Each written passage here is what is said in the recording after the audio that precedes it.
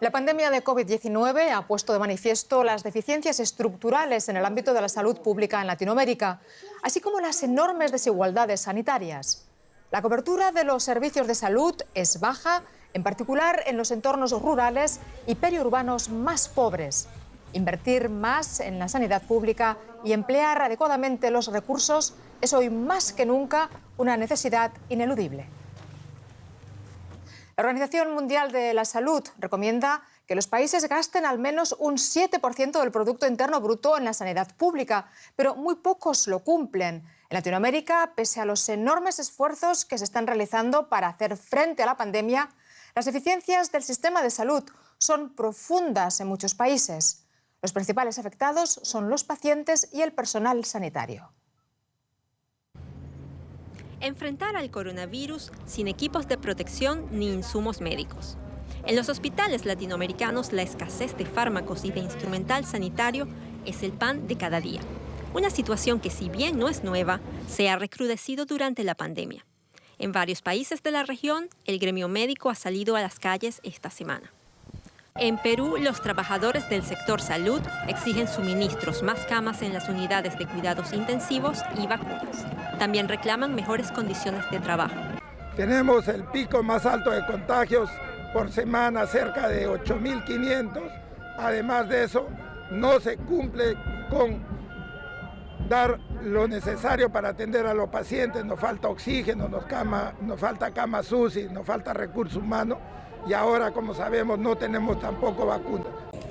La inestabilidad política y el mal manejo de los recursos afectan la gestión de la pandemia en toda la región. En Venezuela, a esos factores hay que sumar las sanciones. Según un informe de Naciones Unidas publicado en febrero, las medidas coercitivas impuestas por Estados Unidos y la Unión Europea impactan directa e indirectamente en la red de hospitales, tanto públicos como privados. Si nos dan 2 tapabocas, hoy puede ser que para mañana no haya. O un tapabocas, y obviamente que si tú te utilizas uno, te lo quitas y lo tienes que botar y ponerte el nuevo, ¿verdad? Aquí tienes que reusarlo. ¿Ves? Y no es la idea. Guantes no hay para trabajar. Los guantes los consigo yo en mi casa, los compro. ¿Ves? Pero el hospital no me da guantes. Cuba también sufre las sanciones y la crisis económica le impide abastecerse. No obstante, sale relativamente mejor librada. A diferencia de Venezuela, que siempre ha manejado una economía de puertos con fuerte dependencia de las importaciones, la isla está apostando por fabricar insumos en su propio territorio, como estos ventiladores. Nuestro país se está ahorrando y se podrá ahorrar muchos millones de dólares a partir de todos estos resultados de soberanía que hemos logrado. La autogestión es la otra cara de la moneda de una crisis sanitaria que está exigiendo un esfuerzo sobrehumano a los médicos y enfermeras de la región. Conectamos ahora con la doctora Rosa Reina en Buenos Aires, presidenta de la Sociedad Argentina de Terapia Intensiva. Doctora Reina, muchas gracias por conectar con nosotros. Argentina registró el jueves su nuevo récord histórico de contagios con más de 23.000 positivos en un solo día. Y esta es la tendencia ahora. ¿A qué se debe este repunte? Bueno, creemos que tiene que ver con un poco el resto de parte de la sociedad de las medidas de los protocolos, ¿no? Se ha perdido un poco mantener la distancia social, mantenerse a más de 2 metros, usar adecuadamente el tapabocas. Realmente ha habido bastante poco cumplimiento con esas medidas, sobre todo porque, bueno, acabamos de terminar el verano, vinieron las vacaciones y eso hizo que, se relajaran en todas estas medidas, y creemos que eso tiene que ver un poco con lo que está pasando, además de que lamentablemente se han hecho reuniones, se siguen haciendo reuniones con muchas personas, muchas de esas clandestinas, y no se cumplen los protocolos. Bueno, me imagino que esto añade una fuerte presión a los hospitales y sobre todo a las unidades de cuidados intensivos. Sí, lamentablemente en la última semana pasamos de tener aproximadamente una ocupación de camas COVID de un 30%, algunas terapias intensivas menos, a tener ya muchas unidades de terapia intensiva que están entre el 80 y el 100% de la ocupación de camas COVID. Realmente fue una semana terrible. Estamos viviendo una situación muy terrible, con un aumento muy exponencial de casos, cosa que no nos pasó el año pasado, que fue mucho más lento y más pausado. Y además seguimos atendiendo y con las terapias intensivas no COVID abiertas y en su máxima ocupación, como siempre nos ha pasado, entre el 80 y el 100%, dependiendo de las instituciones y de las regiones. Así que sí, en este momento hay una sobredemanda del sistema de salud que realmente nos preocupa muchísimo. El año pasado no temíamos por el colapso, pero este año sí.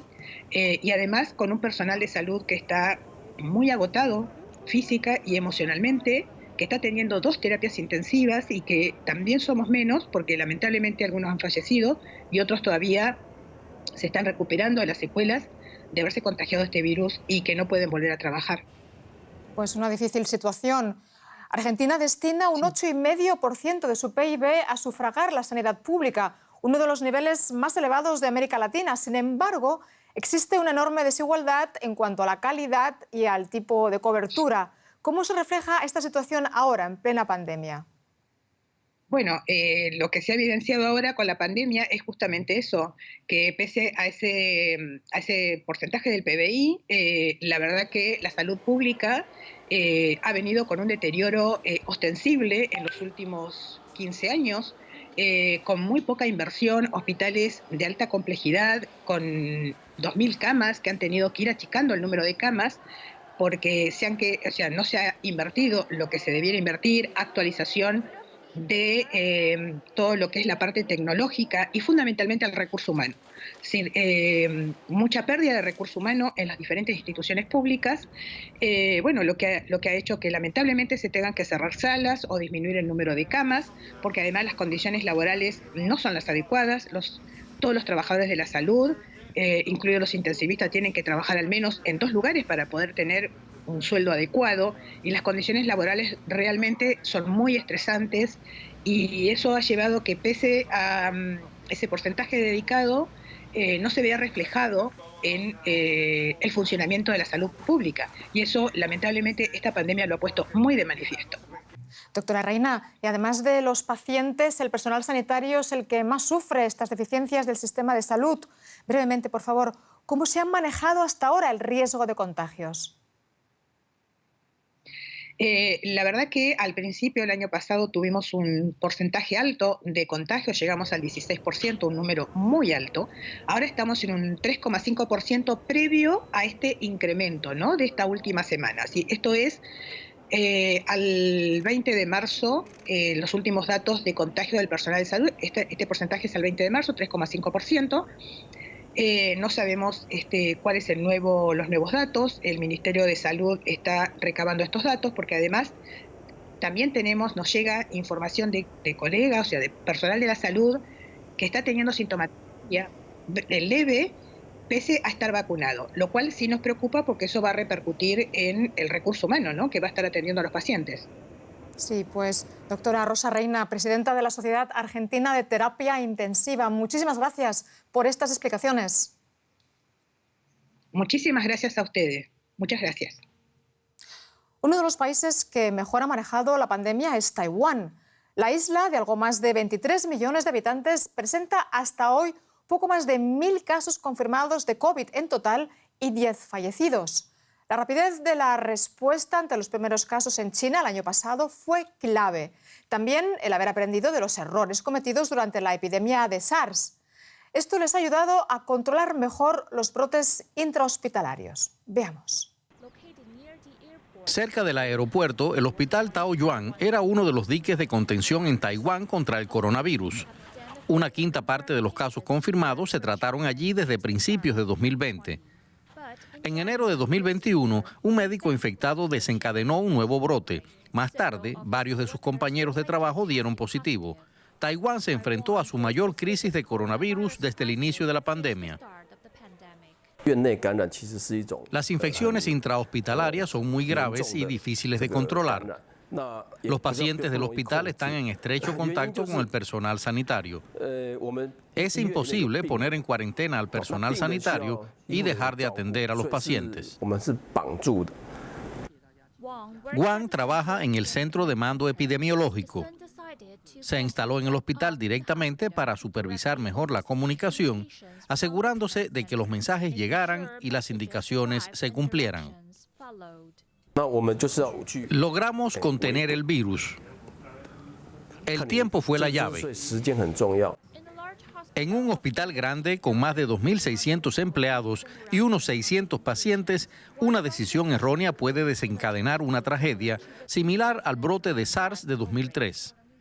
Entonces, el gobierno cerró un hospital. Ni siquiera se les permitía salir a las personas sanas, lo que provocó 154 infecciones y 31 muertes.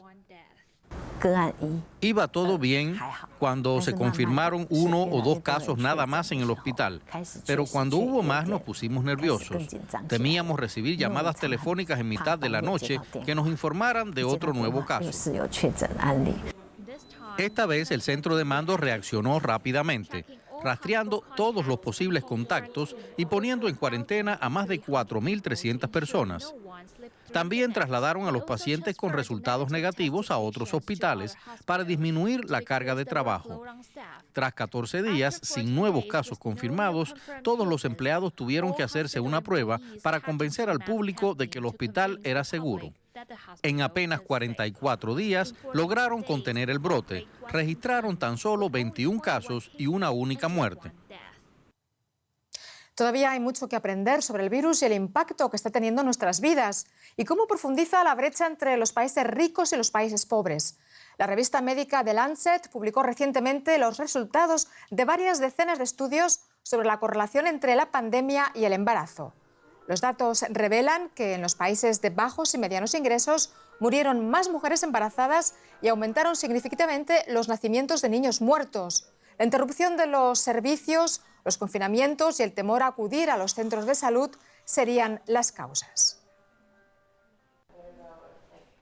Está aquí nuestro especial sobre la COVID-19. Muchas gracias por su confianza. Cuídense mucho y hasta pronto.